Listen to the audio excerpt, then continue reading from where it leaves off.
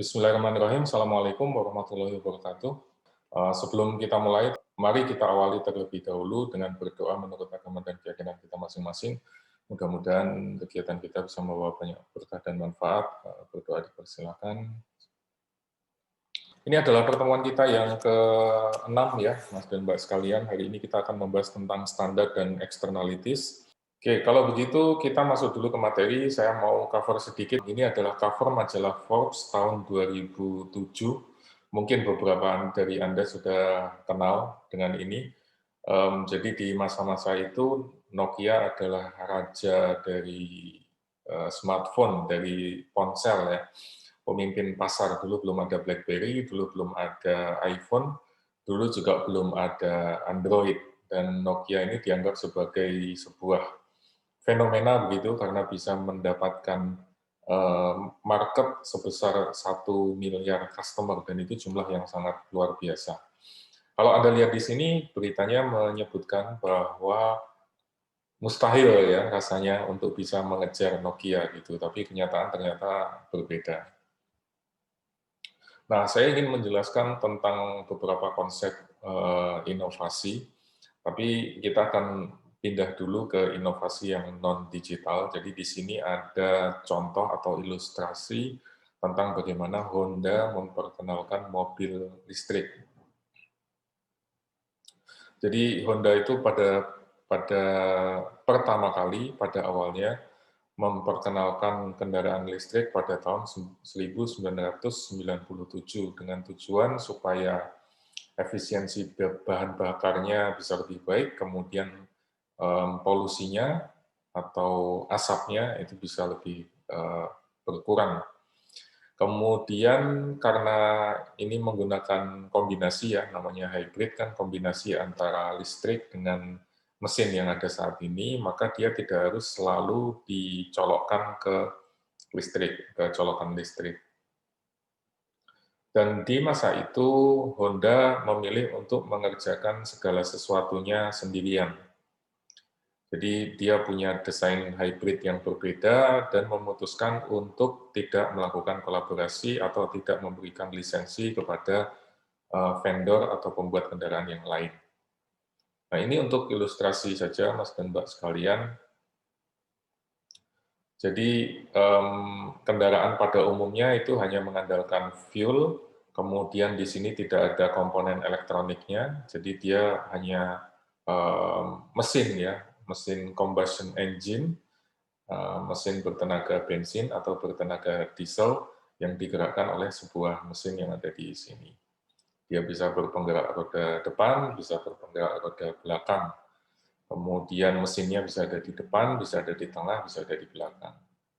Ini yang lazim kita gunakan saat ini, mayoritas adalah kendaraan yang berbasis fuel atau berbasis bensin dan solar. Kemudian yang kita kenal sekarang adalah kendaraan hybrid electric vehicle yang tadi dikembangkan salah satunya oleh Honda dan Toyota. Jadi di sini mesinnya masih ada, tetapi dikombinasikan dengan baterai listrik atau motor listrik yang menggerakkan kedua roda ya. Jadi pada saat membutuhkan akselerasi tinggi, ya nanti yang bermain adalah mesinnya. Tapi untuk putaran-putaran rendah atau misalnya lagi macet, idle, stop and go, ya mungkin yang lebih banyak bekerja adalah motor listriknya. Kemudian saat mobil itu bergerak menggunakan mesinnya bensin atau mesin solar, dia akan mengisi baterai yang ada di sini, sehingga nanti bisa saling mengkombinasi ya pada saat macet itu gantian switch ke motor listriknya. Jadi lebih overall bahan bakarnya akan lebih sedikit. Kemudian ada plug-in hybrid electric vehicle. Jadi di sini komponen baterainya lebih besar, sehingga perlu dicolokkan ke dalam colokan listrik. Kalau sebelumnya baterai ini kan diisi karena pergerakan atau perputaran mesin ya. Perputaran roda itu nanti akan mengisi baterai yang ada di sini sehingga nggak perlu dicolokkan ke listrik. Kalau plug-in hybrid electric vehicle karena baterainya lebih besar maka dia perlu dicolokkan ke listrik. Ini banyak sudah mulai beredar di Indonesia. Ada beberapa merek seperti Hyundai, Kona, Honda juga ada, Toyota juga ada dan seterusnya. Kemudian di sini yang paling kanan, baterai electric vehicle, ini seperti misalnya Tesla, itu sudah sepenuhnya menggunakan baterai. Jadi tidak ada kombinasi antara mesin bensin, mesin konvensional, tetapi sepenuhnya sudah elektrik.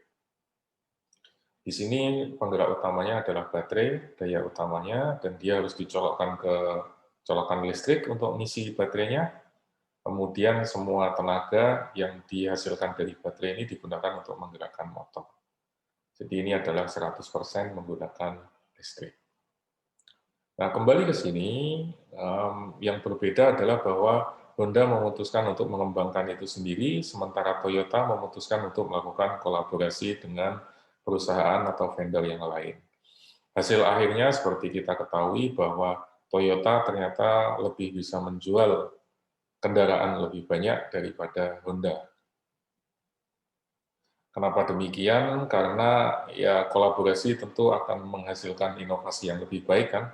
Kemudian karena melibatkan lebih banyak orang, lebih banyak pihak, maka potensi untuk menurunkan risiko juga akan lebih kecil. Kemudian potensi untuk bisa mendapatkan kesuksesan dalam R&D juga akan lebih besar. Ini yang membuat pada akhirnya Toyota bisa menjual lebih banyak, sementara Honda tidak bisa menjual sebanyak Toyota.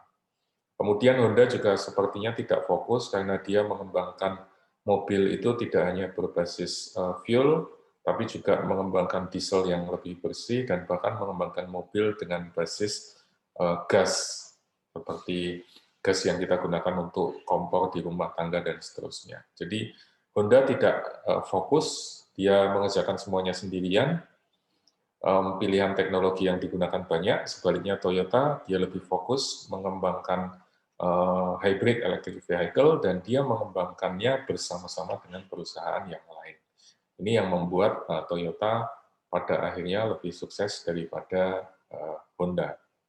Nah, kemudian apa yang bisa dipelajari ya, apa yang bisa disimak atau apa yang bisa kita peroleh dari kasus ini? Yang pertama adalah bahwa inovasi itu kompleks sekali karena kita bisa mengkategorisasikannya berdasar banyak hal. Kita bisa mengkategorisasikannya berdasarkan siapa yang membuat, kemudian siapa yang menggunakan, dan bagaimana regulasinya diberlakukan. Lalu bagaimana teknologi itu berkembang atau berjalan dari waktu ke waktu itu disebut sebagai konsep teknologi trajektori. Jadi ada teknologi yang jalannya pelan, lambat, terus kemudian naik, naik, naik, kemudian declining. Tapi ada juga teknologi yang mungkin jalannya cepat, naiknya cepat, signifikan, tapi terus kemudian turun juga dengan sangat cepat. Ini yang disebut sebagai teknologi trajektori.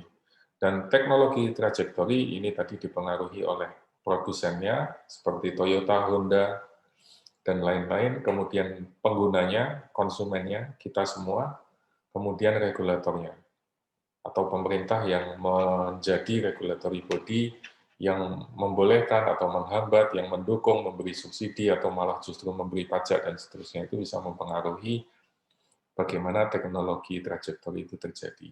Jadi ada beberapa yang jalannya cepat, ada beberapa yang jalannya lambat, dan seterusnya. Kalau di Indonesia, hybrid itu dianggap faktor regulator itu sangat dominan, karena regulasinya menganggap bahwa mobil hybrid itu berarti mobil yang bermesin dua. Yang satu adalah mesin engine konvensionalnya, sementara yang kedua adalah mesin listriknya. Karena dianggap sebagai dua mesin, maka pajaknya jadi berbeda. Ini yang kemudian membuat mobil-mobil hybrid itu jatuhnya lebih mahal dan ujung-ujungnya tidak laku. Sehingga trajektorinya cenderung lambat seperti ini. Tapi kemudian ada perbaikan dan seterusnya, ada insentif yang diberlakukan sehingga mobil-mobil hybrid ini jatuhnya bisa lebih kompetitif ya, dipromosikan dengan cukup gencar lewat influencer dan lain sebagainya, sehingga harapannya nanti mobil-mobil hybrid ini bisa lebih mendapatkan penerimaan yang bagus di masyarakat. Terus kita masuk ke spesifik ke jenis-jenis inovasi. Jadi secara umum ada inovasi yang disebut sebagai inovasi produk, ada yang disebut sebagai inovasi proses. Inovasi produk ya sesuai dengan namanya, yang diubah adalah barang dan jasa yang dihasilkan oleh perusahaan, seperti tadi misalnya mobil, atau handphone, atau apapun itu. Kalau dia terjadi perubahan, terjadi peningkatan, terjadi improvement, perbaikan di sana-sini, dan seterusnya, itu disebut sebagai product innovation. Proses innovation ini sebaliknya adalah bagaimana proses untuk menciptakan inovasi itu terjadi. Jadi kita berfokus pada teknik produksi atau teknik penciptaan. Bagaimana handphone itu diciptakan, bagaimana mobil itu diciptakan, dan seterusnya. Nah, yang menarik adalah bahwa product innovation itu bisa mendorong terciptanya proses innovation. Begitu juga sebaliknya. Jadi kalau produknya diinovasikan, kita melakukan inovasi dari sisi produk, maka dia akan mendorong proses inovasi juga. Karena perusahaan juga harus berubah, kan? Kulturnya harus berubah, sistemnya harus berubah, standarnya harus berubah, dan seterusnya. Sebaliknya, ketika prosesnya diubah, prosesnya mengalami inovasi, ya tentu dia akan mendorong terciptanya produk innovation juga. Produk yang diciptakan atau jasa yang diciptakan juga lambat laun akan menjadi lebih baik. Jadi ini saling mempengaruhi satu dengan yang lain. Yang berikutnya, kategori inovasi adalah yang disebut sebagai radikal dan incremental. Sesuai dengan namanya ya, radikal itu sejauh mana dia menciptakan sesuatu yang baru dan berbeda. Ini bukan soal radikal yang politik, fundamentalis, dan lain sebagainya, ya ini kita bicara tentang konsep inovasi. Kalau inovasi itu dianggap sebagai sesuatu yang incremental, berarti dia tidak radikal. Perubahannya hanya bersifat minor saja, sedikit-sedikit saja. Atau adjusting, jadi hanya menyempurnakan, fine-tuning, mengubah sedikit-sedikit. Nah, kalau dia radikal, berarti perubahannya tentu saja major atau sangat signifikan, kemudian tidak sekedar fine tuning, tetapi sudah mengubah segala sesuatunya dengan sangat fundamental. Tentu saja bagaimana kita menganggap sebuah inovasi itu radikal atau tidak, itu sangat relatif. Jadi menurut saya bisa jadi ini radikal, menurut Anda bisa jadi ini tidak radikal. Kemudian radikal itu juga bisa berubah dari waktu ke waktu. Misalnya kalau kita bicara konsep digital fotografi, itu kalau dari kacamata Kodak, itu sulit sekali karena Kodak adalah perusahaan yang sudah cukup lama, kemudian dia fokusnya ke fotografi berbasis film ya konvensional. Kalau dia dipaksa untuk melakukan inovasi dalam bentuk digital fotografi, ya sulit bagi dia. Tapi bagi Sony, ya ini bisa dianggap mungkin tidak terlalu radikal karena Sony adalah perusahaan yang sangat inovatif, selalu mengedepankan perubahan perkembangan teknologi. Jadi kalau diminta untuk masuk ke digital fotografi ya nggak akan terlalu sulit bagi mereka. Lalu tadi kaitannya dengan faktor waktu, digital fotografi kalau kita bicara pada tahun misalnya 1990 atau 1980, maka digital fotografi ini adalah sesuatu yang boleh dibilang radikal. Tapi kalau kita bicara pada konteks sekarang, tahun 2021, maka digital fotografi kan udah lumrah ya. Kita kamera ada di mana-mana, handphone bisa kita pakai untuk memotret dan hasilnya bagus dan seterusnya. Maka digital fotografi mungkin bukan sesuatu yang radikal. Jadi sifat radicality dari sebuah inovasi itu bisa sangat relatif dan dia bisa berubah dari waktu ke waktu atau melihat juga stakeholder yang terlibat di dalamnya. Kemudian, satu lagi, jenis inovasi itu bisa kita kategorikan sebagai inovasi yang competence enhancing, yang memperkuat kompetensi kita, atau competence destroying, yang menghancurkan kompetensi kita. Competence enhancing berarti ya namanya enhancement ya, penyempurnaan. Jadi kita sudah punya existing knowledge, kita sudah punya pengetahuan atau pengalaman sebelumnya, terus kita perbaiki dan kita tingkatkan. Misalnya kalau di komputer itu ada Pentium 1, 2, 3, kemudian jadi Pentium 4, dan seterusnya, itu adalah inovasi yang sifatnya competence enhancing. Kalau ada iPhone 1, iPhone 2, iPhone 4, iPhone 6, dan seterusnya, itu adalah inovasi yang bersifat competence enhancing. Tapi ada juga competence destroying, jadi inovasi yang mengubah, menghancurkan kompetensi atau knowledge yang sudah kita miliki sebelumnya. Jadi apa yang kita miliki sebelumnya itu menjadi usang, ya, menjadi nggak terpakai, menjadi sia-sia. Karena kita membutuhkan inovasi yang sangat berbeda bila dibandingkan apa yang kita miliki sebelumnya. Nah, contoh klasik dari competence destroying, maaf, adalah kalkulator Kevel-Esser. Kevel-Esser ini ada yang sudah pernah dengar alat ini? Belum ada, Pak. Ya, jadi alat ini adalah berbentuk seperti penggaris begitu. Fungsinya adalah kalkulator, ya. Nah, bentuknya seperti ini, jadi fungsinya adalah sebagai kalkulator. Misalnya di atas ini adalah inci, kemudian di bawah ini adalah sentimeter. Kemudian kalau kita mengukur sepanjang sebuah benda, katakanlah 4,5 inci, itu kalau disentimeterkan berapa. Gitu. Atau kalau kita ingin mengubah dari pound ke kilogram misalnya, itu bagaimana konversinya dan seterusnya. Ini bisa kita lakukan dengan menggunakan Kevel-Esser ini. Nanti tinggal kita geser-geser indikator yang ada di sini, terus angkanya berapa, nanti kita interpretasikan. Tentu saja untuk mengoperasikan ini kan butuh skill tertentu, ya. Mana yang digunakan untuk mengukur kilo, mana yang digunakan untuk mengukur yard, mana yang digunakan untuk mengukur senti, mana yang digunakan untuk mengukur inci, dan lain sebagainya. Kemudian ada hitung-hitungan yang harus kita lakukan, dan seterusnya. Dan itu membutuhkan skill yang berbeda. Sementara kalau kita menggunakan kalkulator modern yang tinggal pencet-pencet saja, kan otomatis skill untuk mengoperasikan alat ini menjadi hilang. Kemudian yang terkait dengan kemarin yang sudah kita bahas adalah konsep tentang architectural innovation dan komponen innovation. Jadi komponen innovation ya sesuai dengan namanya atau modular innovation di dalam matriks itu adalah perubahan yang terjadi pada komponen sebuah produk, ya. Misalnya Anda punya sepeda, kemudian saddle-nya karena terlalu keras diberi material yang berbasis gel supaya kalau diduduki lebih empuk. Itu kan inovasi yang dilakukan di komponen tertentu. Itu membuat inovasinya terjadi di level komponen atau istilahnya modular innovation. Kemudian yang kemarin juga sudah kita singgung adalah architectural innovation. Architectural innovation ini yang diubah adalah susunan desainnya. Jadi sebelumnya kita membuat sepeda yang rodanya besar. Kalau di zaman dulu itu kan biasanya rodanya besar seperti ini, roda depannya gede, kemudian roda belakangnya kecil, terus kemudian nanti kita naik di sini dan seterusnya.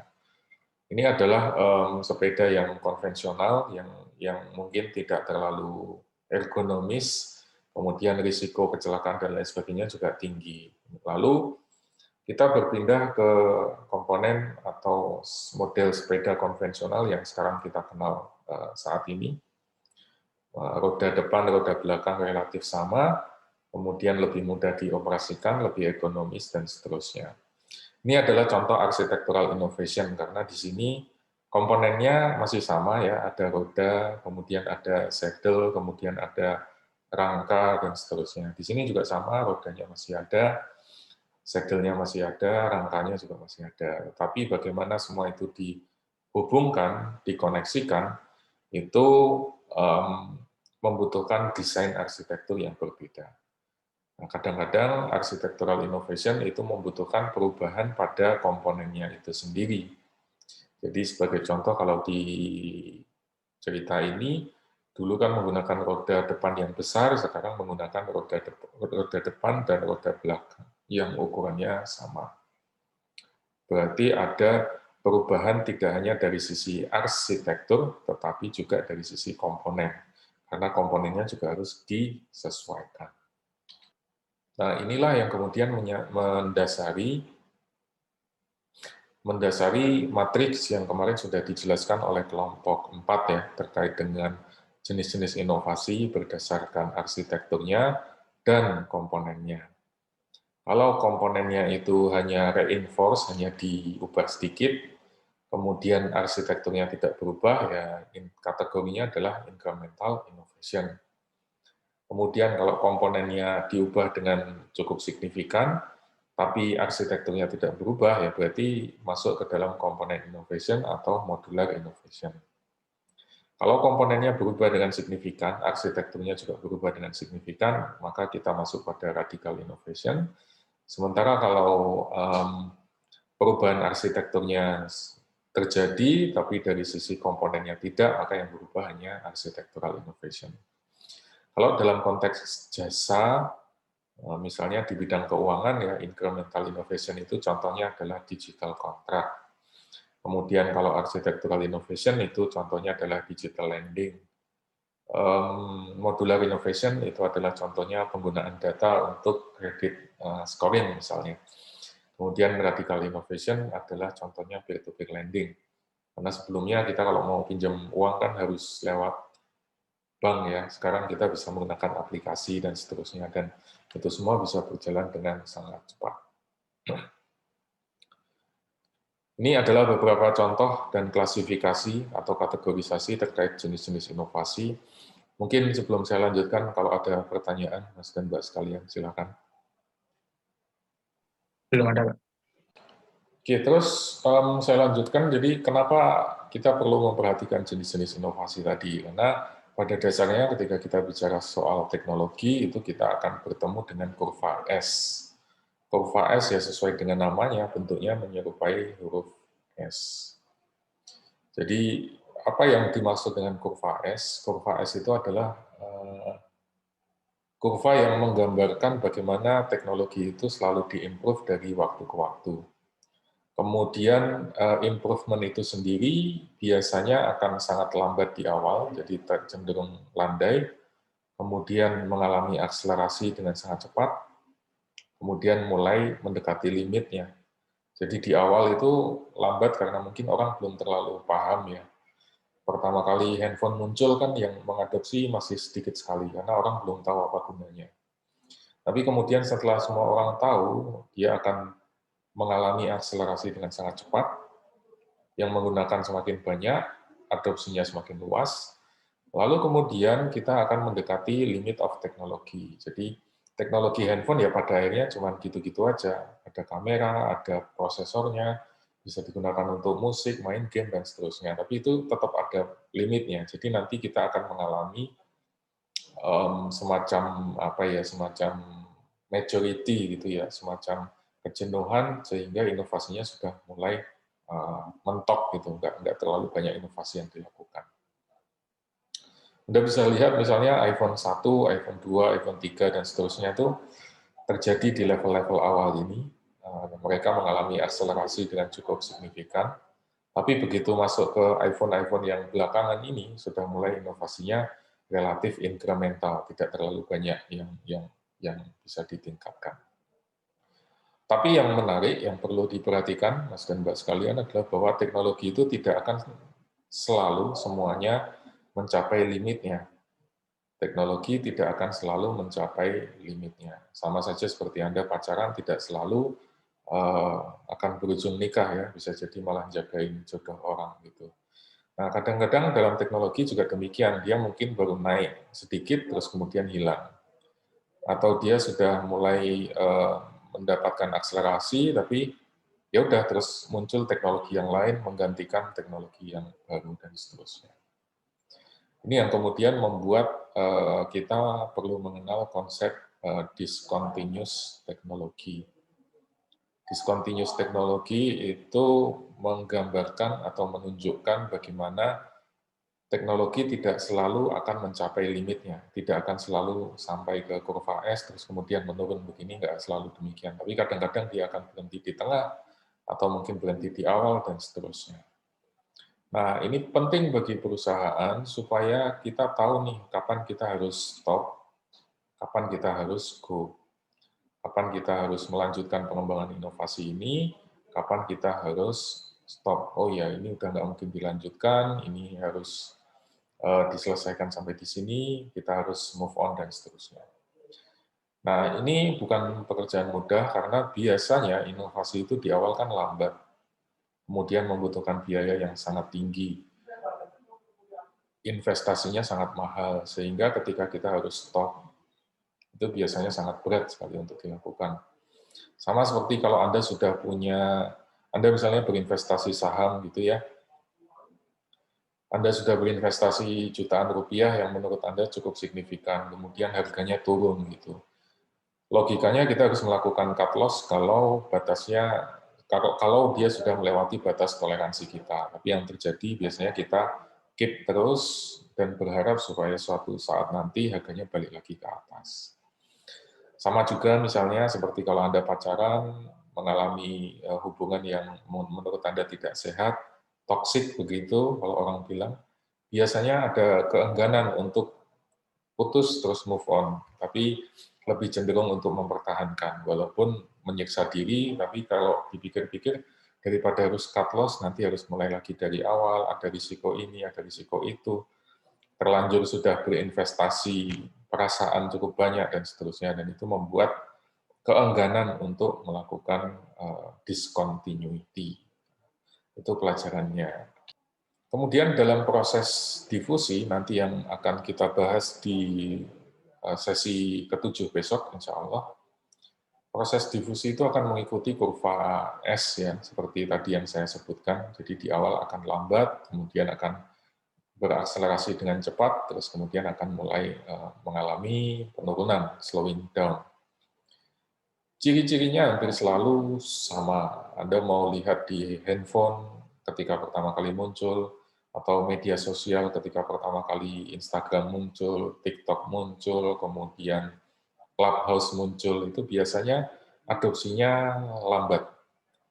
Di awal-awal adopsinya lambat, karena bagi kita semua, bagi masyarakat, itu teknologinya cenderung unfamiliar. Ini ngapain sih orang-orang pakai Clubhouse? Ini ngapain sih orang-orang pakai TikTok? Baru kemudian setelah better understood, setelah mulai dipahami, oh TikTok ternyata bisa digunakan untuk hiburan, ya. TikTok ternyata bisa dipakai untuk lucu-lucuan, Clubhouse ternyata bisa digunakan untuk ngobrol-ngobrol santai dan seterusnya. Maka dia mulai mengalami akselerasi. Tapi kemudian teknologi itu juga umumnya akan mengalami saturasi, sehingga akan mengalami semacam penurunan, ya. Kalau semua orang sudah menggunakan Instagram, semua orang sudah menggunakan TikTok, lama-lama kan bosen, ya, isinya itu-itu aja, atau kebanyakan spam, kebanyakan yang nggak benar misalnya, kemudian orang mulai meninggalkan. Nah, ini yang terjadi dalam konsep difusi. Umumnya kita akan mulai dari sesuatu yang lambat, pelan, terus kemudian mengakselerasi dengan cepat, lalu mengalami maturity atau kejenuhan.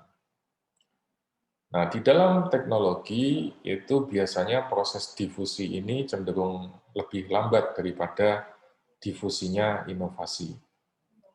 Kalau kita bicara lambe turah itu ya, berita tentang apa ya, berita tentang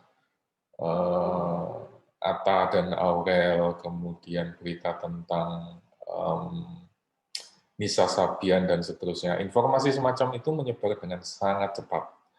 Tapi teknologi, ketika muncul aplikasi baru, TikTok pertama kali muncul, Clubhouse pertama kali muncul, itu membutuhkan waktu yang lebih lama supaya orang kemudian aware, supaya orang kemudian bisa dan mau menggunakan. Kenapa demikian? Karena ada beberapa alasan. Yang pertama, teknologi itu membutuhkan knowledge dan experience. Jadi tidak seperti inovasi, tidak seperti informasi, maaf. Kalau ada gosip seperti ini kan kita tinggal terima saja, tidak membutuhkan knowledge tertentu. Tapi kalau teknologi, kalau Anda diminta untuk menggunakan Clubhouse, Anda diminta untuk menggunakan TikTok, kan harus ngecek dulu. Anda paham nggak aplikasinya, ada nggak di platform Anda, di iPhone atau di Play Store misalnya. Kemudian teknologi juga membutuhkan complementary resources. Jadi kalau misalnya Anda ingin menggunakan TikTok, menggunakan Instagram, menggunakan Clubhouse, Anda kan butuh handphone, Anda butuh internet, Anda butuh pulsa, Anda butuh listrik, dan seterusnya. Dan kalau tidak ada complementary resources ini, ya teknologinya nggak akan bisa terdifusi dengan baik. Sampai sini dulu, apakah ada pertanyaan atau penjelasannya bisa diterima, atau ada komentar barangkali, silakan. Maaf Pak, saya mau coba bertanya. Silakan Mas, monggo, silakan. Tadi kan dijelaskan tentang teknologi S-curve ini, bagaimana akselerasi teknologi itu nanti terakselerasi sama nanti turun ya Pak. Nah kalau saat ini kan mungkin yang lagi tren kemarin itu kan Clubhouse ya Pak. Tapi ternyata tren Clubhouse itu tidak selama itu, dan dengan akselerasi yang sangat cepat ternyata juga menimbulkan difusi atau penurunan yang juga cepat juga. Nah, apakah di situ tuh dari teknologi S-curve ini tuh juga bisa dijelaskan ya Pak, kayak mengapa teknologi yang memiliki akselerasi yang sangat cepat cenderung juga cepat menurun gitu Pak? Ya, betul Mas. Jadi S-curve ini juga bisa digunakan untuk menjelaskan fenomena seperti Clubhouse itu. Nah, kita bisa berasumsi bahwa barangkali Clubhouse itu belum sempat mengalami puncaknya, tapi terus kemudian terhenti di tengah. Mengapa dia tidak populer atau mengalami discontinuity tadi, ya barangkali bisa dijelaskan bahwa Clubhouse itu membutuhkan knowledge tertentu ya, untuk orang-orang yang biasa ngomong, atau orang-orang yang sebelumnya mungkin sudah terbiasa menggunakan teknologi podcast misalnya. Kan tidak semua orang terbiasa menggunakan itu. Kemudian mungkin juga Clubhouse membutuhkan complementary resources, karena Clubhouse itu kan baru tersedia di Apple ya. Sementara untuk platform Android dia belum tersedia. Nah, barangkali ketidaktersediaan ini membuat orang-orang kemudian enggan mengadopsi. Akibatnya terhenti di tengah-tengah, lalu mengalami discontinuity. Atau kita juga bisa berasumsi bahwa dia enggak kok, dia sudah mengalami puncaknya.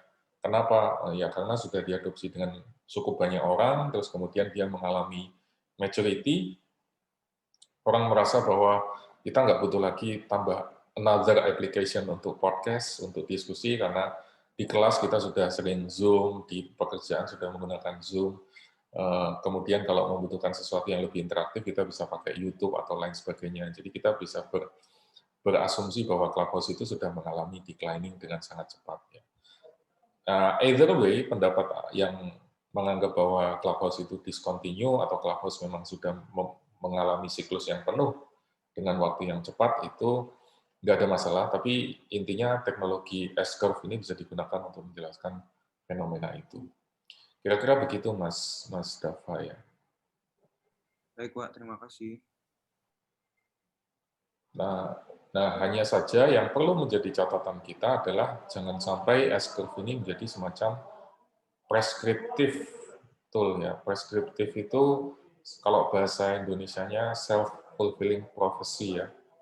Jadi kita menganggap bahwa nanti akan mengalami penaikan, dia akan mengalami akselerasi dan seterusnya. Terus kemudian berharap dia akan seperti itu. Padahal nggak mungkin.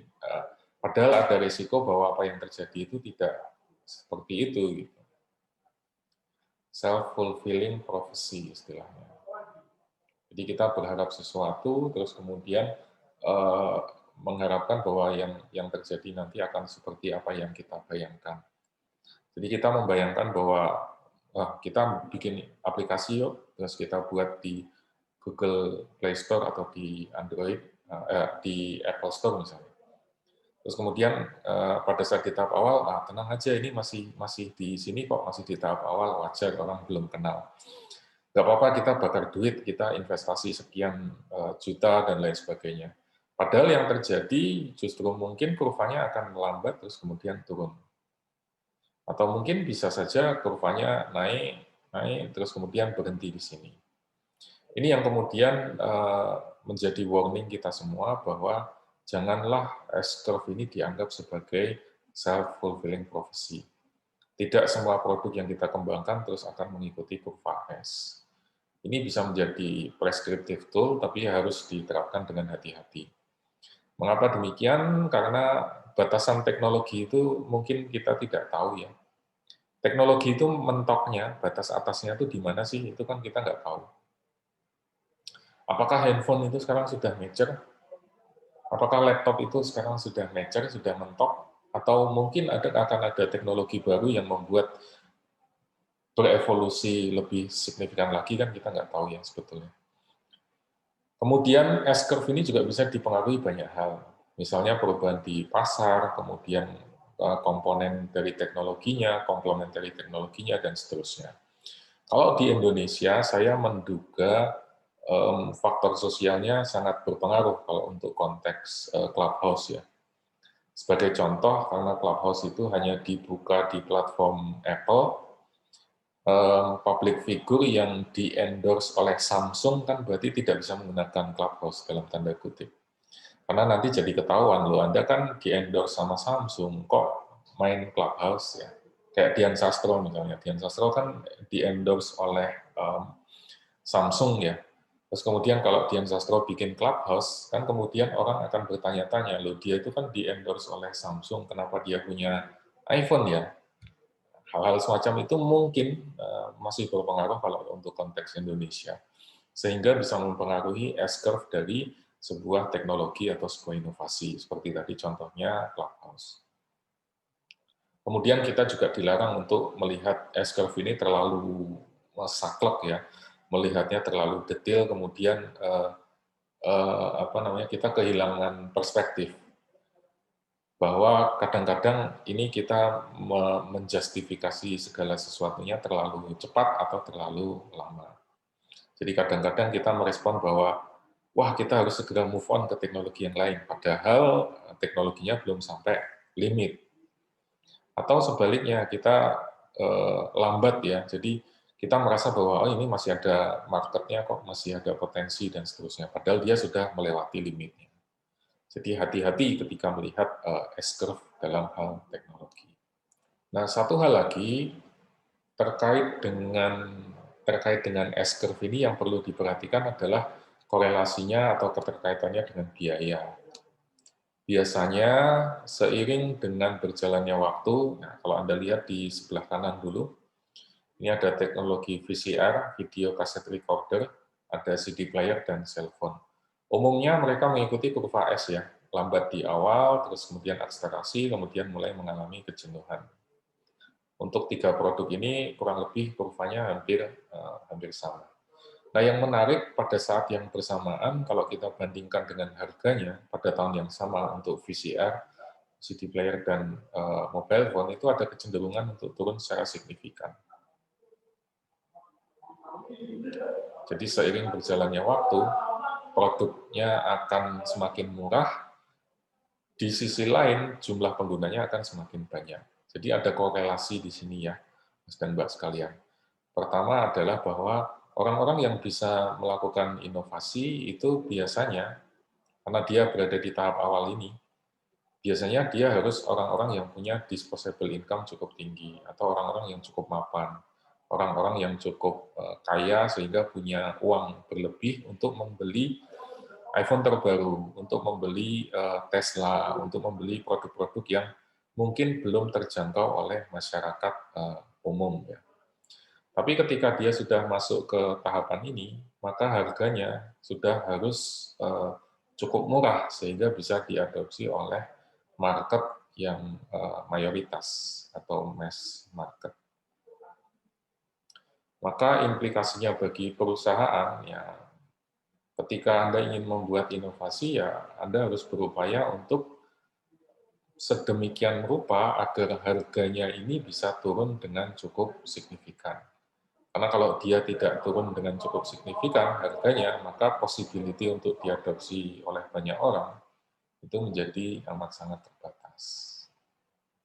Ini pelajarannya ya. Jadi harus berupaya supaya R&D-nya cukup sampai di depan aja, terus kemudian kita harus berupaya menurunkan cost.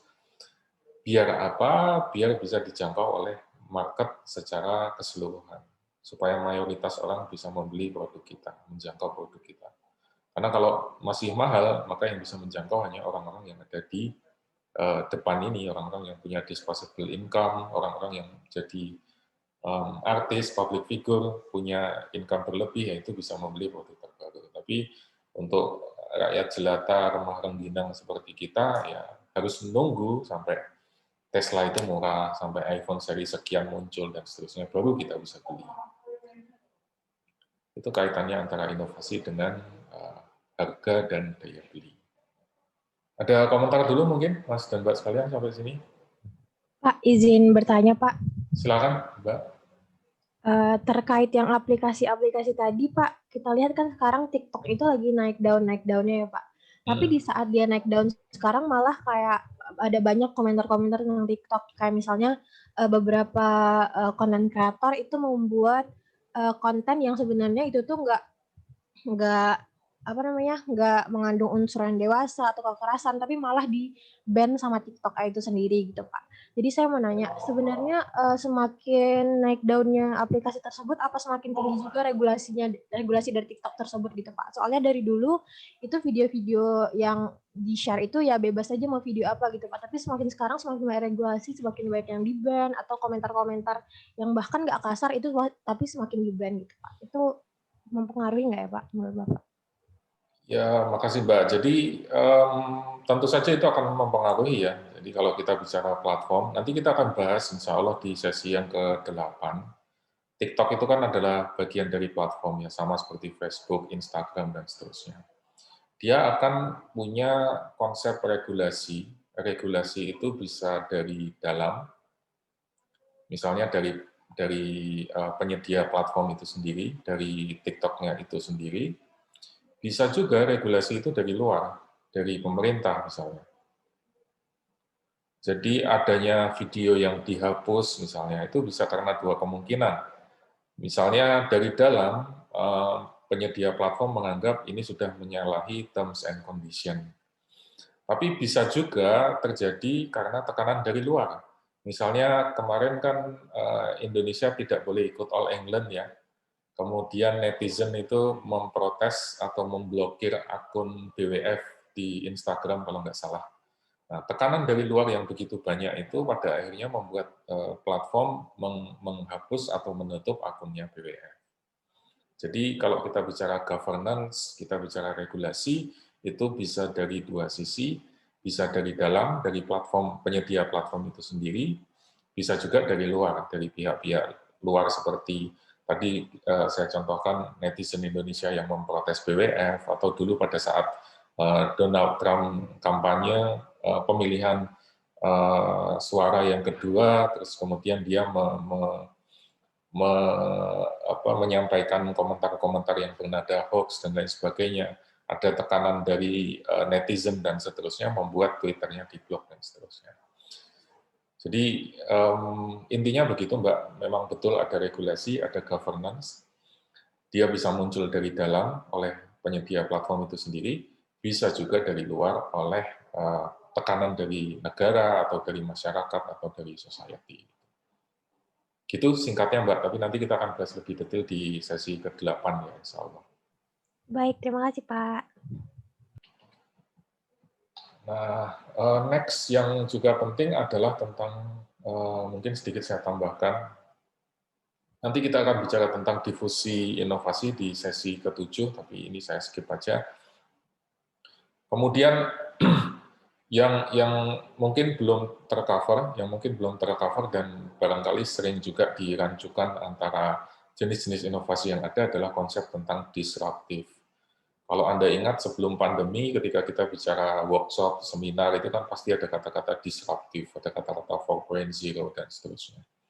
Jadi sebetulnya apa yang dimaksud dengan disruptive innovation?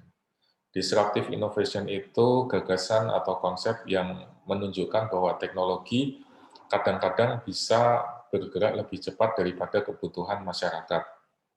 Sehingga teknologi yang masih rendah atau teknologi yang masih mentah itu bisa memenuhi kebutuhan masyarakat kebanyakan.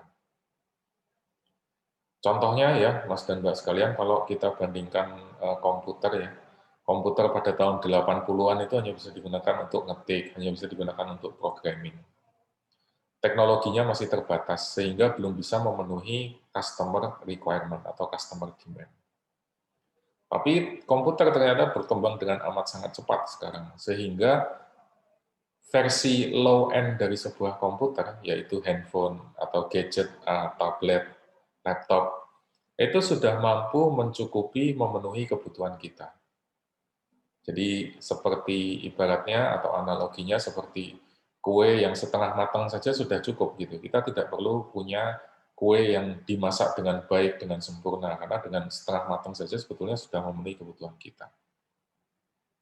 Hal ini terjadi karena teknologi itu bergerak dengan sangat cepat, sementara kebutuhan masyarakat atau evolusi kita sendiri itu biasanya berjalan dengan sangat lambat, cenderung pelan begitu. Sehingga ketika muncul satu teknologi baru, dan dia bergerak dengan sangat cepat, ya pada dasarnya dia sudah mampu memenuhi kebutuhan masyarakat yang kebanyakan ada di sini. Contoh mudahnya adalah handphone. Nah, pada tahun 80-an sampai tahun 2011, Microsoft kan mendominasi personal computer. Kemudian handphone saat itu baru berkembang, tapi ya masih sangat lambat lah. Tapi kemudian di tahun 2011, iPhone itu menjadi dominan, iPhone dan Android lebih tepatnya. Jadi Android dan iPhone itu mendominasi sekitar 60% pasar smartphone. Sebaliknya, Microsoft Windows Phone itu hanya mendominasi sekitar 11%. Kenapa ini bisa terjadi? Karena Microsoft yang punya sistem yang sangat canggih di masa itu, personal computer operating system yang cukup bagus, itu sudah kelebihan gitu, sudah terlalu matang. Jadi dengan mengambil sebagian teknologi personal computer untuk dimasukkan ke dalam handphone itu sebetulnya sudah cukup, sudah memadai. Dan peluang inilah yang kemudian dikapitalisasi oleh Apple maupun Google untuk membuat iPhone operating system dan Android. Ini yang kemudian membuat keduanya itu merajai smartphone saat ini, dan kita sudah relatif nggak pernah dengar nih Windows Phone itu kayak apa. Ini terjadi sekali lagi karena konsep disruptive innovation. Teknologinya berkembang dengan sangat cepat, sementara kebutuhan market itu sebetulnya ya biasa-biasa saja. Sehingga seiring berjalannya waktu dengan teknologi yang sudah ada, sudah cukup kok bagi kita untuk memenuhi kebutuhan hidup kita sehari-hari. Kasarnya seperti itu. Nah, kalau Anda lihat di sini, Mas dan Mbak sekalian, kita bisa lihat ya bahwa misalnya dengan hanya menggunakan handphone, kita bisa melakukan Skype, kita bisa melakukan conference, kita bisa melakukan Zoom meeting secara mudah gitu. Kemudian di sini ada Microsoft Word, kita bisa ngetik dokumen ya. Kita bisa bikin misalnya Anda menulis skripsi atau Anda mengerjakan tugas dan seterusnya. Itu bisa dikerjakan di handphone. Ya walaupun agak repot tapi possible bisa dilakukan. Kemudian di sini ada Gmail. Kita bisa mengirim, pastinya kita bisa mengirim, membaca email dan seterusnya. Kemudian di sini juga ada, kalau Anda perhatikan, ada Google Maps. Kita bisa gunakan ini untuk membantu kita navigasi, misalnya mau jalan-jalan dan seterusnya. Ini juga ada Google Chrome, kita bisa gunakan untuk navigasi web, cari informasi, browsing, dan lain sebagainya. Kemudian tentu saja kita bisa gunakan handphone untuk telepon, ya sudah pasti, walaupun mungkin kita jarang sekali menggunakan zaman sekarang. Kita bisa gunakan untuk misalnya kalender, menjadi personal organizer, membantu kita untuk membuat schedule dan lain sebagainya. Kemudian di sini juga ada kamera, kita bisa gunakan ini untuk mengambil foto atau mungkin untuk merekam video dan lain sebagainya. Jadi intinya adalah dengan teknologi yang berkembang begitu cepat, ya, dengan teknologi yang berkembang begitu cepat, kita ambil sebagiannya saja itu sudah memenuhi kebutuhan kita. Pakai handphone aja Anda sudah bisa ikut kuliah, Anda sudah bisa ikut ngirim tugas, Anda sudah bisa mengerjakan macam-macam, Anda sudah bisa gunakan itu untuk pacaran, untuk jalan-jalan, untuk segala hal. Ini yang menjadi contoh atau bukti bagaimana disruptive innovation itu terjadi. Lalu konsep yang juga penting adalah gagasan tentang dominant design. Ini yang penting dan kayaknya kemarin belum sempat di-cover ya di presentasi Anda. Jadi setiap teknologi itu umumnya akan mengalami siklus tertentu. Kemudian tadi sudah disinggung bahwa akan mengikuti pola-pola kurva S. Lalu yang lebih penting lagi di sini adalah Utterback dan Abernathy mengkarakteristikkan teknologi itu dalam dua fase. Yang pertama adalah fase fluid, fase cair, dan fase dominant design. Dan menurut saya ini adalah salah satu konsep yang penting yang perlu Anda perhatikan ya ketika ingin melakukan inovasi. Jadi pada dasarnya sebuah teknologi itu akan mengalami siklus. Awalnya kita akan melakukan yang namanya incremental innovation, kemudian incremental innovation itu kalau sudah mature akan mengalami technological discontinuity. Kita ganti atau kita pindah ke teknologi yang lain. Lalu di sini akan ada era yang disebut era of ferment, akan ada fluid atau tadi yang disebut oleh Abernathy dan Clark itu adalah fase yang fluid. Kemudian di sini karena banyak pilihan maka akan muncul dominant design. Nah, setelah dominant design terpilih akan terjadi incremental change karena dominant design-nya sudah terjadi. Saya akan tunjukkan contoh atau ilustrasinya. Nah, ini adalah sebuah evolusi dari mobil ya, Mas dan Mbak sekalian. Jadi di awal-awal itu dulu terjadi yang disebut sebagai fluid phase ya, fase yang masih berubah-ubah. Karena pada saat mobil ditemukan itu kan ada banyak sekali pilihan.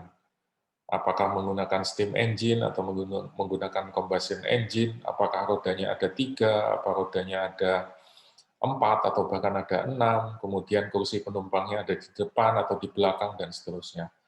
Tapi seiring berjalannya waktu, desain yang fluid ini akan mulai mengalami dominan desain. Apa buktinya? Karena pada masa ini bentuk mobil sudah mengalami konvergensi. Kalau Anda lihat di tahun 50-an, 60-an itu bentuk mobil sudah mulai seragam. Ada roda depan, ada roda belakang, bentuknya sama. Kemudian ada pintunya, kemudian penumpang biasanya ada di depan. Kemudian mobil itu ada bumper belakang dan ada bumper depan. Nah, setelah dominan desain ini terpilih, maka yang terjadi adalah improvement dari sisi yang sifatnya incremental. Jadi kalau di belakang ini sifatnya radikal, karena inovasinya bisa macam-macam, kemudian bisa terjadi discontinuity, dan seterusnya. Tapi begitu dominan desain sudah terpilih, mobil bentuknya kayak gini, ada bumpernya, ada rodanya, dan seterusnya, maka improvementnya bersifat incremental. Incrementalnya apa? Ya kalau dalam contoh ini misalnya ada kelengkapan atau fitur safety, ada jendela otomatisnya, kemudian ada penggunaan seat belt, sabuk pengaman, ada penggunaan airbag, kantong udara, ABS untuk anti-lock braking system, dan seterusnya. Nah, apakah ini akan berhenti sampai di sini? Enggak juga, karena tadi yang dibilang kan inovasi itu akan mengalami siklus ya. Jadi mungkin sampai di satu titik nanti akan terjadi discontinuity, terus kita beralih misalnya ke mobil terbang, flying cars ya. Ini hanya berandai-andai aja, tapi mungkin kita akan mengalami discontinuity, terus kemudian mobil yang kita gunakan saat ini akan berbeda sekali dengan mobil yang akan kita gunakan 10 atau 20 tahun yang akan datang. Ini penting bagi kita untuk memahami apakah inovasi itu sedang terjadi di fase fluid atau di fase dominan desain.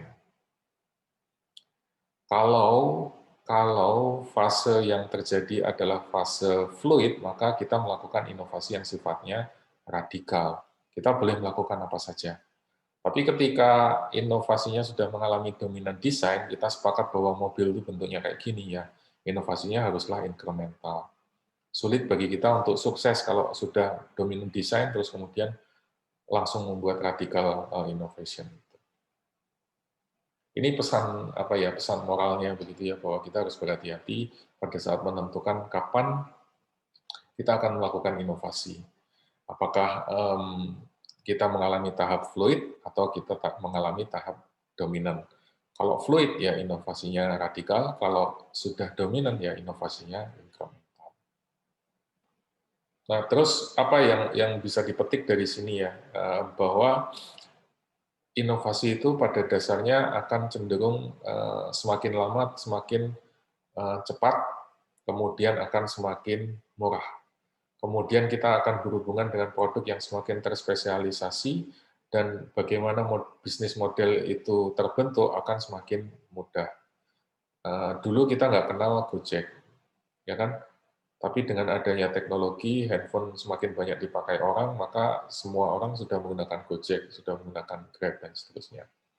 Dulu kita tidak kenal yang namanya peer-to-peer lending. Kalau mau pinjam duit, ya either pinjam ke teman, saudara, orang tua, atau pinjamnya ke bank. Tapi sekarang kita mengenal ada teknologi peer-to-peer lending, dan itu dimungkinkan karena adanya inovasi. Lalu inovasi itu juga pasti membutuhkan membutuhkan semacam wave yang tadi mengikuti kurva S. Kita harus hati-hati melihat ada di mana nih kurvanya. Kalau masih dalam tahap fluid, kita boleh melakukan radical innovation. Tapi kalau sudah mulai tahap dominant design, ya kita harus melakukan incremental innovation. Ada konsekuensi dari sisi regulasi tadi yang Mbak Karina yang tanyakan, bahwa inovasi itu misalnya tadi kita berpindah ke mobil hybrid, kemudian suatu saat nanti kita berpindah ke mobil terbang misalnya, ya tentu pasti membutuhkan regulasi dan kebijakan yang berbeda. Pertanyaannya adalah sejauh mana nanti kita bisa mengikuti ini regulasinya. Lalu perubahan itu juga pasti akan sangat berhubungan erat dengan lingkungan digital yang saat ini kita alami, kemudian juga kaitannya dengan monopoli, dengan persaingan, dengan banyak hal lah. Apakah kita harus mengedepankan perusahaan lokal, atau kita boleh memberi kesempatan untuk perusahaan global seperti Google atau Facebook untuk menguasai, atau kita harus bikin padanannya di level lokal misalnya. Itu juga menjadi pertanyaan. Lalu satu lagi adalah konsep sistem inovasi. Karena kita bicara soal inovasi itu pasti sesuatu yang kompleks, sesuatu yang luas, melibatkan banyak sekali industri, banyak sekali produk, maka kita perlu mempertimbangkan gagasan tentang klaster. Nah, di Silicon Valley itu jelas ya, klasternya itu didukung oleh kampus, ada Stanford, ada Berkeley, dan seterusnya. Kemudian ada startup-nya, kemudian ada venture capital-nya, dan seterusnya. Jadi jelas mereka mau bikin perusahaan, mau membuat teknologi cluster di Silicon Valley. India juga punya, misalnya di Bangalore itu mereka punya cluster, tapi fokusnya adalah untuk bisnis yang sifatnya service dan outsourcing. Kemudian juga ada di London misalnya. Kalau di London karena dekat dengan pemerintahan, dekat dengan pusat keuangan, maka inovasinya berbasis keuangan. Fintech itu banyak sekali berkembang di sana. Kemudian ada juga misalnya di Israel, di Tel Aviv. Ya di Israel ini lebih banyak untuk teknologi biotech, kemudian juga teknologi militer, itu juga banyak sekali dikembangkan di sana. Nah, pertanyaannya nanti Indonesia mau kayak apa? Ini yang belum jelas nih, apakah kita mau membuat yang seperti Rusia, atau membuat yang seperti London, atau mau membuat yang seperti India, atau mau seperti Silicon Valley, atau membuat yang model kita sendiri. Ini yang masih menjadi pertanyaan. Di Indonesia tuh kita punya Undang-Undang Sistem Inovasi Nasional ya, tapi klasterisasi ini juga terus terang belum jelas. Sebagai contoh misalnya kalau di negara-negara luar itu klasterisasinya jelas, ada kampus-kampus yang ditujukan untuk mengembangkan ilmu, ada yang ditujukan untuk mengembangkan teknologi, ada yang ditujukan untuk membantu menyiapkan lulusannya ke pekerjaan dan lain sebagainya. Tapi di Indonesia belum jelas nih. Misalnya apa bedanya UGM dengan ITB, dengan IPB, dengan UI dan seterusnya. Padahal harusnya kan ada klasterisasi. Misalnya kalau di UI mungkin lebih fokus ke bidang-bidang hukum umpamanya. Kemudian IPB ya mungkin lebih kepada pertanian, ITB lebih ke teknologi, UGM lebih ke ekonomi atau social science dan seterusnya. Itu belum ada nih konsep-konsep cluster kayak gini. PR buat Anda sekalian lah nanti di masa yang akan datang. Oke, sampai sini dulu mungkin Mas dan Mbak sekalian. Kalau ada yang mau ditanyakan atau mau disampaikan, monggo silahkan. Yuk Mas, silakan Mas. Tadi kan Bapak jelasin kalau inovasi teknologi lebih cepat berkembang dibanding kebutuhan. Nah, kalau gitu dengan mengimprove teknologi yang sesuai dengan perkembangan kebutuhan bisa memperkecil biaya R&D ya Pak ya. Terus di sisi lain, inovasi Apple kan tadi Bapak bilang sudah mulai rendah. Nah itu apakah juga sejalan agar biaya R&D lebih rendah mengikuti perkembangan dari kebutuhan itu sendiri ya Pak? Terima kasih. Makasih Mas siapa ya tadi ya? Elan Pak. Mas Elan, oke. Jadi ya betul Mas bahwa kalau untuk kasus Apple ya banyak hal ya. Bisa jadi mereka memang sengaja membatasi inovasinya, tidak lagi fokus ke radical innovation karena teknologi handphone mungkin sudah mendekati limitnya, jadi mereka mau fokusnya incremental saja, sedikit-sedikit. Kemudian yang Anda sampaikan tadi juga, mungkin ada benarnya juga bahwa inovasinya incremental saja supaya R&D-nya murah. Nah, kalau R&D-nya murah, nanti produk yang dijual ke market bisa lebih terjangkau, harapannya bisa mendapatkan market share yang lebih tinggi. Itu juga bisa menjadi penjelasan. Lalu yang pertama tadi kaitannya dengan difusi informasi dengan difusi teknologi yang berbeda ya karena nature-nya informasi itu kan tidak membutuhkan pemrosesan berlebih ya, tidak membutuhkan komplementari teknologi dan seterusnya, sehingga difusinya lebih cepat terjadi dibandingkan dengan difusi teknologi. Terus bagaimana membuat difusi teknologi itu lebih cepat? Yang bisa saja bahwa kita berupaya untuk melihat apa yang terjadi di market, melihat kebutuhan pasar, kemudian mencoba mengakomodasi kebutuhan tersebut supaya nanti difusi teknologinya bisa lebih cepat. Itu bisa saja terjadi, Mas. Tapi nanti untuk yang difusi akan kita bahas lebih detail di sesi besok ya, sesi 7 kali ya. Nanti kita akan diskusikan lebih spesifik di sana. Gitu kurang lebih, Mas Elang. Terima kasih. Ada lagi, Mas? Monggo silakan. Baik, Pak. Izin bertanya, Pak, terkait disruptive innovation ya, Pak. Saya sudah sempat melihat video Bapak yang di YouTube. Bapak memberikan contohnya, salah satunya juga tentang pendidikan, di mana sekarang ada banyak pendidikan online semacam mungkin Coursera dan sebagainya, yang itu Bapak sendiri bilang bisa mendisrupt pendidikan formal seperti universitas gitu, Pak.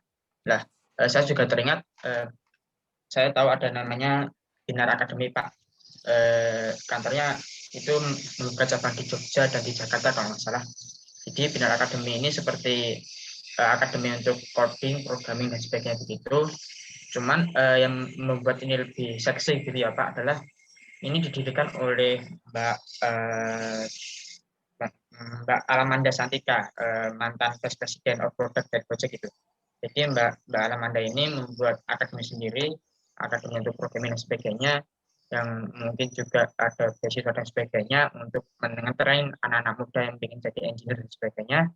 Dan tidak hanya itu, yang membuat ini seksi adalah karena ini dibuat oleh mantan Vice President of Product Project, jadi sering ada isu bahwasanya lulusan sini juga lebih diarahkan nantinya akan bekerja di mana. Nah, menurut saya ini akan lebih seksi gitu, karena misal saya sebagai engineer, kayak saya di sini bisa belajar lebih sesuai dengan tren yang ada karena langsung dari mantan seorang di corporate langsung gitu ya, di Gojek langsung, jadi mungkin ilmunya juga bisa lebih relate. Di sisi lain juga setelah lulus saya semakin lebih terarah gitu, udah kayak dibantu untuk kerja di mananya. Sedangkan kalau kita lihat di kampus kadang bisa jadi ilmu yang di kampus itu mungkin mohon maaf Pak, tapi mungkin ada orang-orang yang mungkin beranggapan kurang bisa relate dengan tren yang mungkin lebih cepat perkembangannya, dan juga kadang kalau udah lulus juga masih pada bingung nyari kerjaan, masih pada kesusahan nyari pekerjaan. Jadi dari tadi Binar Academy ini tentu akan lebih seksi gitu ya Pak, karena udah lebih jelas materinya, mungkin lebih sesuai tren, dan juga kalau lulus lebih diarahkan. Kalau ke kampus kan kayak ya sudah lulus kita sendiri yang bingung mencari pekerjaannya. Dan mungkin dari sisi Pak Noto sendiri sebagai seorang dosen gitu ya Pak, dan juga ya seorang dosen di sebuah universitas itu, dari segi pihak yang terdistrap itu mungkin alangkah baiknya gimana ya Pak untuk menangani adanya sebuah pihak yang distrap kita. Tadi saya kira Pak Novi gimana nih sebagai seorang dosen, kira-kira mungkin alangkah baiknya universitas itu seperti apa untuk menangani seperti ini Pak. Terima kasih. Oke, makasih Mas. Kalau saya pribadi persiapannya sudah mulai bertani ya, jadi kalau nanti udah nggak dibutuhkan jadi dosen ya saya mau jadi petani aja. Tapi apa namanya itu, ini pertanyaan yang berat. Ya, jadi kalau menggunakan tadi yang saya jelaskan tentang siklus teknologi ya, sebetulnya apa yang terjadi di dunia pendidikan barangkali juga akan mengikuti siklus ini. Misalnya sekarang kita mengalami tahap dominant design ya, kita tahu ada kampus, kita tahu ada kurikulum, kita tahu ada akreditasi dan lain sebagainya. Kemudian ada incremental change, kurikulumnya diperbaiki, textbook-nya diperbaiki, kita sekarang menggunakan teknologi, kita pakai video, blended learning dan lain sebagainya. Ini adalah bagian dari incremental change. Tapi bukan tidak mungkin suatu saat nanti universitas atau kampus itu menjadi tidak lagi relevan. Karena tadi yang Anda sampaikan mungkin dia lebih fokus untuk, karena mungkin mereka lebih fokus, ada inisiatif-inisiatif baru yang lebih fokus untuk memenuhi kebutuhan di market gitu ya. Nah, pada saat itu terjadi, bisa saja kemudian ada discontinuity ya, kemudian kampus tidak lagi relevan, terus muncul seperti yang Anda sampaikan tadi, seperti Dinar Academy, atau kalau di US itu ada namanya Lambda School, ini juga sama, kayaknya niru dari sana dari Lambda School, yang konsepnya hampir sama, memberikan semacam kursus programming intensif, yang lulusannya nanti kemudian akan dipakai di perusahaan-perusahaan startup ternama. Kemudian nanti setelah itu terjadi ya barangkali akan ada kompetisi ya. Apakah nanti kampusnya akan berbentuk seperti Coursera atau seperti Dinar Academy atau seperti Lambda School atau seperti yang lain atau bahkan mungkin nggak ada sekolah sama sekali. Lalu kemudian nanti akan terjadi dominant design lagi. Kita menemukan konsep kampus yang baru lagi dan seterusnya. Itu argumen yang pertama. Argumen yang kedua, mungkin kampus tidak akan terdisrupsi karena kampus itu kan fungsinya ada banyak. Jadi kalau kita bicara kampus secara keseluruhan, itu bukan sekedar kampus yang memberikan atau menyediakan lulusan atau calon yang nanti akan mengisi lapangan pekerjaan. Itu kan hanya satu hal ya. Tetapi di balik itu kan kampus juga melakukan misalnya aktivitas penelitian.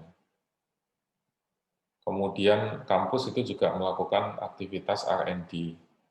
Kampus itu juga membuat paten misalnya. Kemudian kampus itu juga ada yang namanya policy ya, membuat kebijakan. Kemudian kampus itu juga ada elemen yang kita tahu misalnya pengabdian masyarakat. Jadi peran sebuah kampus itu tidak hanya sekedar ngajari mahasiswa, terus kemudian supaya dia bisa dapat pekerjaan dan seterusnya. Ini hanya bagian kecil. Tapi ada bagian lain seperti tadi melakukan penelitian, R&D, bikin policy, kemudian bikin pengabdian kepada masyarakat, mungkin menghasilkan temuan, paten, mungkin juga kampus melakukan bisnis karena dia punya toko, dia punya pom bensin, dia punya unit usaha, dia punya startup, dan seterusnya. Nah, ini ada dua argumen, Mas. Apakah kampus akan terdisrupsi? Ya, kalau iya, nanti akan mengikuti apa yang tadi saya sampaikan, pola technological discontinuity ini. Mengalami siklus, dominant design, fluid design, dan seterusnya. Tapi argumen yang kedua ya bisa juga terjadi bahwa kampus itu mungkin tidak akan terdisrupsi. Terdampak iya, tapi tidak akan terus kemudian hilang gitu, karena kampus itu hanya menjalankan satu peran saja, yaitu memberikan atau menyediakan lulusan yang nanti akan diserap oleh industri. Tapi itu kan hanya satu peran saja, dia masih punya peran yang lain. Gitu Mas menurut saya. Jadi ada dua argumen nih, tinggal kita memilih argumen yang mana. Baik Pak, terima kasih banyak atas jawabannya. Untuk sementara saya akhiri dulu sesi kita pada siang hari ini. Saya tutup, saya akhiri. Billahi taufiq wal hidayah. Assalamualaikum warahmatullahi wabarakatuh.